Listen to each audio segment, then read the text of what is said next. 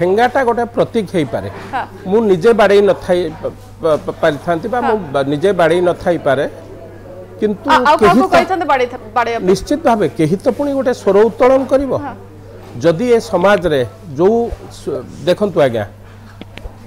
आम संस्कृति हूँ विश्वर सर्वश्रेष्ठ संस्कृति मु बारंबार एक कथा कही ए हूँ जगन्नाथ संस्कृति आज आम ए संस्कृति की नहीं कि गर्व अनुभव करूँ मो संस्कृति की नहीं कि आपण आमे ठीक अमेरिकार कोन संस्कृति को बंचिया पय कोन एकमात्र विकल्प थिला कि आपण जने विधायक आपण ठेंगा धर के बुलिबे ठेंगा बाहिनी गठन करिवे संस्कृति एथिरे बंचेबे आ किछि विकल्प आपण को पाखरे नथिला देखंतु मु विधायक जदि मु आज विधायक न होइथांती ए कथा बदे आसी नथांता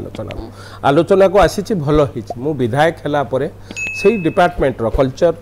डिपार्टमेंट रो स्टैंडिंग कमिटी रो चेयरमैन मु हेली एवं प्रथम टेबुल ले बसिली मु